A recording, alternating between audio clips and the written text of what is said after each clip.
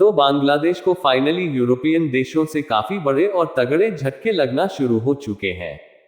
हमने बांग्लादेश से रिलेटेड लगभग हर वीडियो में इस बात को बार बार कहा कि बांग्लादेश को मिली रियायत की वजह से बांग्लादेश भारत समेत दुनिया के कई देशों को नुकसान पहुंचा रहे हैं, और इन सब में चाइना बांग्लादेश का साथ भी दे रहे हैं।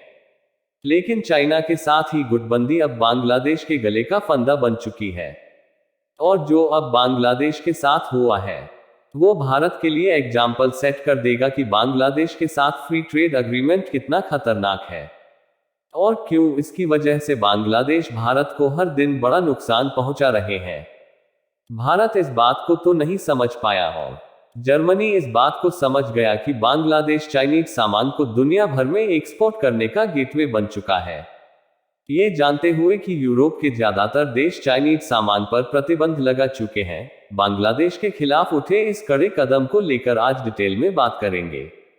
लेकिन उससे पहले अगर इस चैनल पर नए हैं, आप एक रेगुलर व्यूअर हैं, तो चैनल को अभी सब्सक्राइब करके बेल आइकॉन दबा दीजिए। तो मेन खबर यह है कि जर्मनी ने बांग्लादेशी साइकिल से एक अच्छी खासी इंपोर्ट ड्यूटी लगा दी है, ऐसे टाइम पे जब बांग्लादेश को यूरोपियन देशों से मोस्ट फेवर्ड नेशन का दर्जा प्राप्त है, और बांग्लादेश को यूरोप में अभी तक कुछ भी एक्सपोर्ट करने के लिए किसी भी तरह की इंपोर्ट ड्यूटी नहीं देनी होती। आपको बता दें कि बांग्लादेश में बनी साइकिल के कुल एक्सपोर्ट का 25% जर्मनी को किया जाता है, और जर्मनी के इस कदम की वजह से बांग्लादेशी एक्सपोर्ट को मुंह की खानी पड़ी है। दरअसल जर्मनी की छानबीन में ये पाया गया कि मेड इन बांग्लादेश कही जाने वाली साइकिल्स असल में चाइनीज है, और बांग्लादेश में चाइनीज साइकिल का इंपोर्ट करके इन पे बांग्लादेश की बैजिंग चिपकाने के बाद इन्हें फिर से एक्सपोर्ट किया जा रहा है।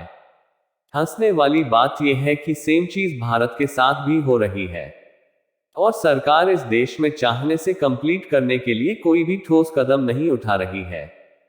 फाइनेंशियल ईयर 2020 से 2021 में बांग्लादेश से करीबन 1 मिलियन साइकिल का एक्सपोर्ट किया गया, और जर्मनी के इस कदम से बांग्लादेश को हर साल 20 से 40 मिलियन यूएस डॉलर का नुकसान होना तय है। ये पहली बार है कि बांग्लादेश से इंपोर्ट होने वाले सामान पर किसी यूरोपियन देश ने इंपोर्ट ड्यूटी लगाई है। अब बांग्लादेशी साइकिल एसोसिएशन ने अपने ऊपर लगे सभी इंजामों को गलत बताया है, और बांग्लादेशी सरकार से हस्तक्षेप करने का आग्रह किया है। बात करें भारत की, तो भारतीय साइकिल मैन्युफैक्चरर्स ने इसको लेकर पहले भी चिंता जताई थी कि बांग्लादेश और श्रीलंका के जरिए चाइनीज साइकिल और पार्ट्स भारत में लाए जा रहे हैं, और इसकी वजह से लुधियाना की इंडस्ट्रीज को करोड़ों का नुकसान उठाना पड़ता है।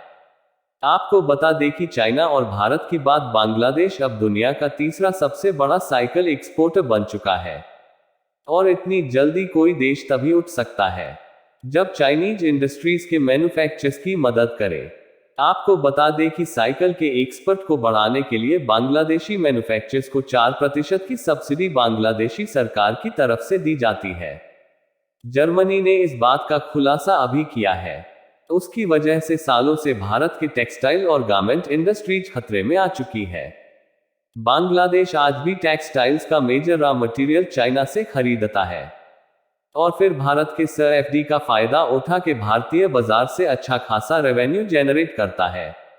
एक टाइम पे भारत की जूट इंडस्ट्री भी बांग्लादेश की वजह से दम तोड़ने वाली थी, लेकिन इन मौके पर बांग्लादेशी जूट के ऊपर एंटी डंपिंग ड्यूटी को लगाकर भारत की सेक्टर को बचा लिया गया। न केवल साइकिल्स बल्कि टेक्सटाइल, फूड पीएस और होम एप्लियंसेस को लेकर बांग्लादेशी इंडस्ट्री में चाइना का काफी बड़ा हाथ है। हम बांग्लादेश के साथ हुए एफटीए के खिलाफ बिल्कुल भी नहीं है।